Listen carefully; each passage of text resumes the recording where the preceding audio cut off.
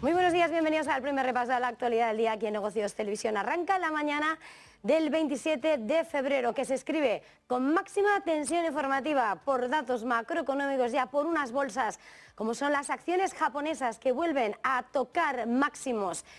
pese a esa desaceleración en el ritmo de inflación que complica el escenario para el cambio de la política monetaria, para ese cambio que se está esperando por parte del mercado en ese Banco de Japón, después de haber visto cómo la inflación básica de la economía nipona se ha desacelerado por tercer mes consecutivo, complicando al BOJ ese camino para cambiar, virar y que su pivote sea el de subir los tipos de interés. Es el dato que a esta hora se abre camino en la crónica de la mañana, mientras, por supuesto, importante es el comportamiento de las acciones niponas, que pese a ello alcanzan nuevos máximos a pesar de esa desaceleración, subiendo a máximos históricos, como estamos señalando, tanto en el índice Nikkei como también en el Topix, que reúne a las compañías de mayor capitalización. Todo esto, por supuesto, en un contexto en el que, si miramos a los discursos sobre la inflación clave, el llamamiento que ha hecho Christine Lagarde, la presidenta del Banco Central Europeo, que ha señalado y ha advertido cómo continúa ese proceso desinflacionario, ese descenso de la inflación, y ha pedido al Consejo de Gobierno del Banco que tenga confianza en que se alcanzará de manera sostenible ese objetivo de rebajarla, ese nivel de precios, hasta el 2%. Pero todas estas grandes cuestiones que marcan la atención de los mercados a esta hora, por supuesto, se alimentan con las grandes tensiones que escriben la crónica de la geopolítica y, por supuesto, con lo que ha sido el discurso de las últimas horas de Emmanuel Macron, que en esa cumbre que se ha realizado con 25 líderes europeos en París, ha lanzado dos ideas cruciales e importantes que cambian el discurso y la fotografía de lo que puede ser el transcurso de los próximos años en base a esa guerra en Ucrania, que ya ha cumplido, ha entrado en su tercer año desde el día en que Rusia comenzó esa guerra el 24 de febrero de 2022. Macron dice que no se puede descartar el envío de tropas occidentales a luchar en Ucrania y que París va a abandonar su oposición de ya largo recorrido histórico, la compra de suministros de artillería de emergencia para Ucrania desde fuera de la Unión Europea. E importante el aviso que ha lanzado, advirtiendo que hay que prepararse para un ataque de Rusia en los próximos años y remarcando que no se puede consentir que el presidente ruso, que el líder del Kremlin, Vladimir Putin, gane la guerra en Ucrania. Son las palabras que, sin lugar a dudas, están imponiéndose a esta hora en el tablero de la diplomacia internacional, cuando además en las últimas horas lo que hemos escuchado y lo que hemos visto es cómo Suecia ha superado el último obstáculo para formar parte de la OTAN, un último paso que necesitaba y que ha llegado, como ya se estaba esperando, a partir de la aprobación por parte del Parlamento de Hungría, que ha puesto fin a meses de retrasos para completar lo que va a ser ese cambio en la política de seguridad de Suecia y que llega, por tanto, a ese horizonte ya mucho más cercano de su ingreso en la alianza, y que sucederá así a los países como Finlandia. Vimos en los últimos meses que sí, al mismo tiempo que Suecia había solicitado el ingreso en la OTAN tras la invasión de Ucrania por parte de Putin, y alertando, por tanto, al Kremlin, que ha advertido contra el crecimiento de las fronteras de la OTAN en torno al perímetro de Rusia. Todo esto, por supuesto, sin olvidar el que, sin lugar a dudas, también emerge como uno de los grandes puntos calientes del mapa y que nos hace mirar a Oriente Medio en un momento en el que, además, hemos escuchado las últimas horas reiterar por parte de la Casa Blanca, del presidente de Estados Unidos, Joe Biden, que se espera un alto el fuego en el conflicto entre Israel y Hamás en los próximos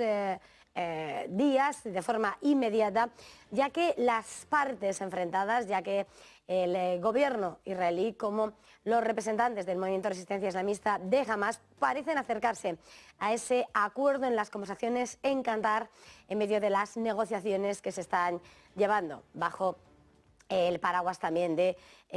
las autoridades egipcias y cataríes, y que por supuesto también ese acuerdo llegaría apuntando también a negociar la liberación de los rehenes. Y por supuesto son esos los grandes asuntos que siguen desatando la atención internacional en un momento en el que, por otra parte, vamos a asistir en la crónica del día a la campaña de resultados entre los grandes nombres del mercado español. Vamos a conocer los resultados de Naturgy, entre otros, y por supuesto la confirmación por parte del Gobierno que ya ha puesto sobre la mesa cómo va a ser esa entrada de la SEPI para hacerse con el 10% del capital de Telefónica. Se va a crear una empresa pública, una sociedad española para la transformación tecnológica, lo que sería una SEPI tecnológica que movilizará 20.000 millones de euros e integrará la participación del 10% que prevé tomar a través de la SEPI en Telefónica, y ese era el anuncio que ponía sobre la mesa el ministro Escrivá durante el Mobile World Congress de este lunes. Y junto con los grandes asuntos que escriben la crónica de la mañana, importante la noticia de última hora que nos hace mirar a Asia y que vuelve a poner en alerta la relación entre China y Taiwán, ese territorio que reclama como propio. En concreto, la Guardia Costera china habría ingresado aguas restringidas cerca de esa isla controlada por Taiwán. 5 buques guardacostas habrían entrado este lunes en esas aguas restringidas controladas por Taipei, según ha informado el gobierno de Taiwán, en lo que supone un nuevo episodio que eleva las tensiones en torno a ambos protagonistas, y en un área que se centra sobre unos kilómetros de la ciudad china de Xiamen. La patrulla marca al menos la tercera vez en la última semana que China envía embarcaciones oficiales a aguas declaradas fuera de los límites de Taiwán. 2 ciudadanos chinos, según informa además a esta hora Financial Times, se habrían ahogado cuando los guardacostas de Taiwán los expulsaron de las aguas a principios de este mes. El ministro de Asuntos Oceánicos de Taiwán, Quan Bilin, ha señalado que las patrullas eran medidas muy políticas destinadas a hacer valer los reclamos de la soberanía de China sobre el área de Taiwán. Y más allá, por supuesto, de esas noticias de última hora, claves lo que han sido las palabras de Emmanuel Macron, del presidente de Francia, en las últimas horas, en las que ha afirmado que hay que prepararse para un ataque de Rusia en los próximos años, y ha subrayado que el gobierno de Vladimir Putin, que el líder del Kremlin, no puede ganar la guerra en Ucrania. El análisis colectivo, según apuntaba Macron, es que de aquí a algunos años hay que prepararse para ese escenario de un ataque ruso, y así se lo ha trasladado a algunos de los países asistentes a esa cumbre, esa conferencia en París para apoyar a Ucrania, en la que participa una veintena de jefes de Estado y de Gobierno, entre ellos, por cierto, el de España, Pedro Sánchez. Vamos a escuchar la advertencia que ponía sobre la mesa Emmanuel Macron. L'analyse collective était que d'ici à quelques années, il fallait s'apprêter à ce que la Russie attaque les 10 pays. Et donc, très clairement, la lucidité est là, et le constat collectif est que, au fond, notre sécurité à tous est aujourd'hui en jeu. Advertencia de Macron sobre un inmediato futuro en los próximos años por parte de Rusia,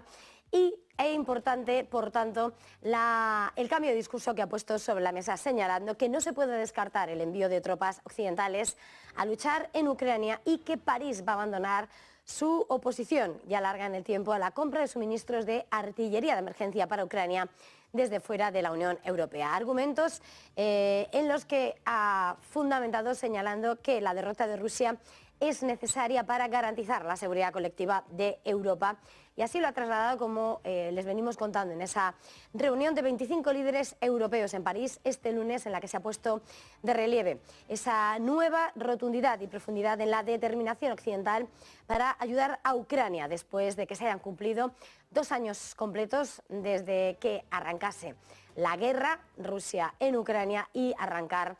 por tanto, los primeros días del tercer año. Así apuntaba Macron que harán todo lo necesario para que Rusia no pueda ganar la guerra.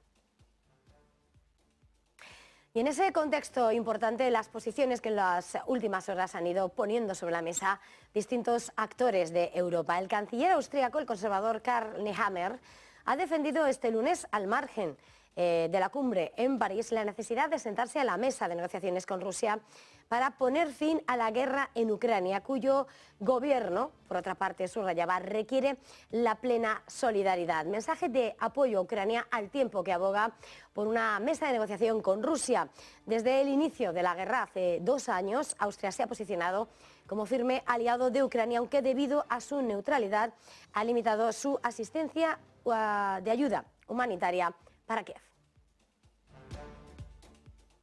Entre tanto, el canciller alemán Olaf Scholz ha descartado enviar misiles Taurus de largo alcance a Ucrania y lo ha hecho argumentando que suministrarlos significaría que Alemania se convertiría en parte de la guerra contra Rusia. En su discurso en el marco de esa conferencia en Berlín organizada por el servicio de noticias dpa,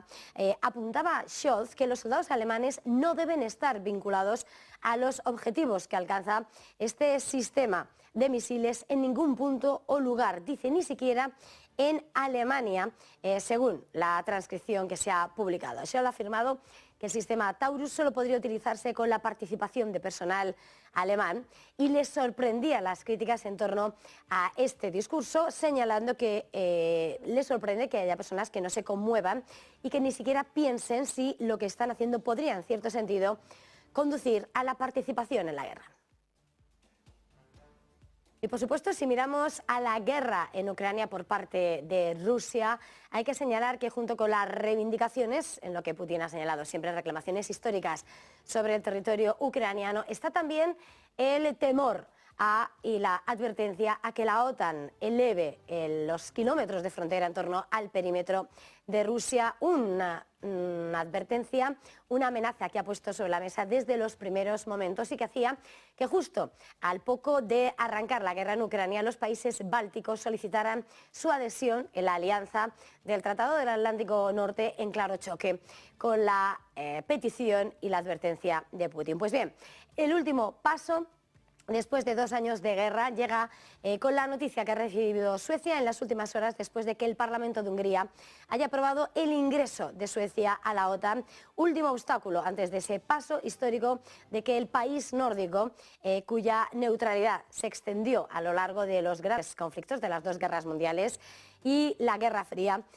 rompía una vez que Rusia comenzaba la guerra en Ucrania. La votación de Hungría, por tanto, ha puesto fin a meses de retrasos para completar el cambio en la política de seguridad sueca y se ha producido tras una visita del primer ministro sueco Ulf Kristersson el viernes, durante el cual los 2 países firmaron un acuerdo armamentístico. Suecia deja así 200 años de neutralidad y de no alineación militar, según informaba Kristersson en un comunicado a la prensa, y se une, por tanto, a la OTAN para defender aún mejor lo que son y en todo lo que creen. Dice que con la unión en la OTAN, Suecia defiende su libertad, su democracia y los valores. Recordemos que Finlandia sí conseguía unirse a la OTAN el año pasado, aunque ambos, tanto Suecia como Finlandia, solicitaban la adhesión al mismo tiempo, al poco de que Putin y su ejército arrancase la guerra, la invasión en Ucrania. Y sin embargo, la petición de Suecia se ha hecho esperar, mientras que Turquía y Hungría, que son los que mantienen esos estrechos lazos con Rusia, más que con otros miembros de la Alianza Atlántica y liderados por Estados Unidos, planteaban objeciones. Turquía retrasaba la ratificación de la membresía de Suecia, exigiendo acciones más duras contra los militantes del Partido del Kurdistán, terroristas según el gobierno turco, y Suecia cambió sus leyes y relajó las reglas sobre la venta de armas para tranquilizar a Turquía. Además, el presidente turco Recep Tayyip Erdogan vinculó la ratificación con la aprobación por parte de Estados Unidos de la venta de aviones de combate F-16 a Turquía, y Ankara ahora espera que Estados Unidos trabaje para asegurar el respaldo del Congreso estadounidense. El retraso en la aprobación por parte de Hungría respondía a otras razones menos fundamentadas. Budapest expresaba principalmente su molestia por las críticas suecas a la dirección de la democracia bajo el primer ministro Viktor Orbán en lugar de a demandas concretas. La ratificación húngara, respaldada por una gran mayoría de legisladores, será firmada dentro de unos días por el presidente del Parlamento y el presidente del país, y después de eso es probable que el resto de formalidades, como el depósito de la documentación de adhesión en Washington, concluyan de manera veloz. Y junto con la guerra en Ucrania, clave lo que está pasando en Oriente Medio, donde la Casa Blanca, y en concreto en palabras del presidente Joe Biden, ha señalado que ahora sí parece que nos encontremos en la antesala de lo que podría ser un acuerdo, un alto el fuego en unos días, mientras los negociadores de Israel y de Hamás participan en conversaciones en Qatar bajo la mediación de egipcios y de cataríes. La presencia de ambas partes en esas conversaciones de proximidad ha sugerido, por tanto, que las negociaciones están más avanzadas que en cualquier otro momento, desde un gran impulso a principios de febrero, cuando Israel rechazó lo que era la respuesta de Hamás para una tregua de 4 meses y medio. Biden dice que espera en unos días que comience ese alto el fuego, en concreto hacia el fin de semana, y es precisamente ese horizonte temporal inmediato el que ha puesto sobre la mesa, señalando que el asesor de Seguridad Nacional le ha trasladado que están muy cerca, aunque aún no han terminado, y que confían en que, incluso llegaba a decir que en las próximas horas pudiese darse esa buena noticia y dando un paso a una tregua. De momento, en público, Israel y Hamás continúan adoptando posiciones muy alejadas sobre una posible tregua, mientras se culpan mutuamente de los retrasos. De hecho, es precisamente el primer ministro israelí, Benjamin Netanyahu, quien ha dicho que Israel está listo para un acuerdo y que le corresponde a Hamás abandonar las demandas que ya describió como de otro planeta. Y entrando en la crónica más geoeconómica importante, las declaraciones que ha puesto sobre la mesa Christine Lagarde, la presidenta del Banco Central Europeo, señala y ha señalado que espera que continúe el actual proceso de desinflación, del descenso de la inflación, y ha pedido al Consejo de Gobierno del banco que tenga confianza en que alcanzará de manera sostenible ese objetivo de rebajarla hasta el 2%. En su intervención ante el Parlamento Europeo ha señalado que continuarán aplicando un enfoque dependiente de los datos para determinar el nivel apropiado y la duración de la restricción. Tendrán en cuenta las perspectivas de inflación, la dinámica de la subyacente y la fortaleza de la transmisión de la política monetaria. Vamos a escuchar a Christine Lagarde. El proceso desinflacionista se espera que continúe, pero la Junta Directiva debe tener confianza de que habrá una sostenibilidad de cara a ese objetivo del 2%. Seguiremos dependiendo de los datos para saber cuál será la duración y el nivel de las restricciones, teniendo en cuenta las perspectivas de la inflación, las dinámicas de la inflación subyacente y también la fuerza de las políticas monetarias. Y en este punto vamos a hacer una pequeña pausa para publicidad y enseguida volvemos.